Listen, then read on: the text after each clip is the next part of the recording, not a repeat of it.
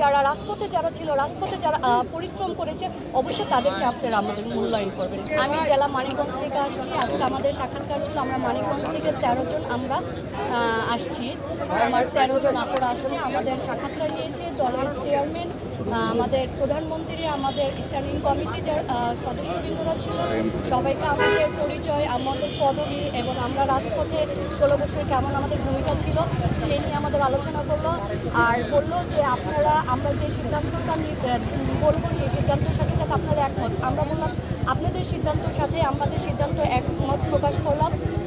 আরও বললো যে এখানে তো অনেক নারী নেত্রীরা আসবে, আসলে এখানে আমাদের আসন 35-36টা আসন আছে, আমরা তো সবাইকে এখানে আমরা নিতে পারবো না।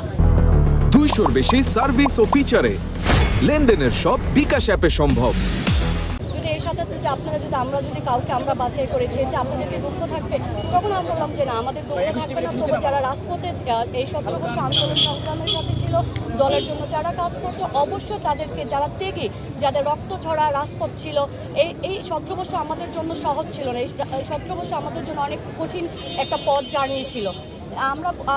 তখন আমরা বললাম যে আমাদের যারা রাজপথে ছিল, রাজপথে যারা পরিশ্রম করেছে, অবশ্যই তাদেরকে আপনারা আমাদের মূল্যায়ন করবেন। বলছে থ্যাংক ইউ মোল্লা। আর বললো যে আপনারা তো আমরা যদি আপনাদের সিদ্ধান্ত আমরা যদি না নিতে পারি তাহলে আপনারা দল ছেড়ে যাবেন। তখন আমরা বললাম যেভাবে 17 বছর এই দলকে আমরা আগলে রেখেছি, 17 বছর যেভাবে রাজপথে ছিলাম, যে কোনো মুহূর্তে হলে আমরা দলের জন্য আবার রাজপথে চলে আসবো। এই দল ছেড়ে আমরা কখনোই যাব না। আমরা শহীদ প্রেসিডেন্ট জিয়াউর রহমানের আদর্শের একটা দল বহন করি, এই দল ছেড়ে আমরা কখনো যাব না। আমার কাছে মনে হয়েছে শুধু আমার কাছে না, আমার মানিকগঞ্জের প্রাণের একটা দাবি ছিল, আমরা তরুণদের যে একটা মনোভাব, স্পিড, দলের জন্য কাজ করার জন্য, সেই স্পিডটা আমার মধ্যে ছিল।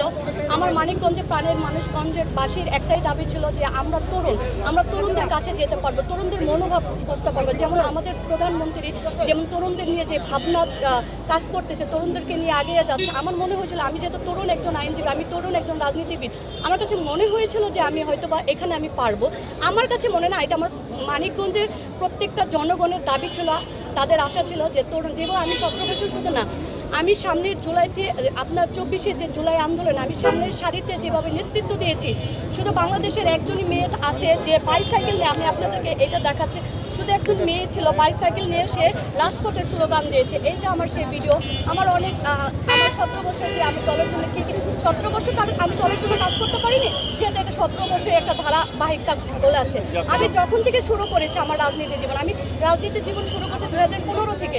আমার 2015 থেকে যে আমার যে কর্মকাণ্ড সবই ছিল, আমার একটা ফুটেজ আমি আমার দলকে দিয়েছি, দল সেটা দেখবে। দলের কাছে যদি মনে হয় যে আমরা যোগ্য প্রার্থী বা তাহলে আমাদের মূল্যায়ন করবে। আর যদি দল আমাদের মূল্যায়ন যদি না হবে, আমাদের দুঃখ না, আমরা যেভাবে 17 বছর যেভাবে রাজপথে কাজ করে গেছি, ইনশাল্লাহ আমরা করে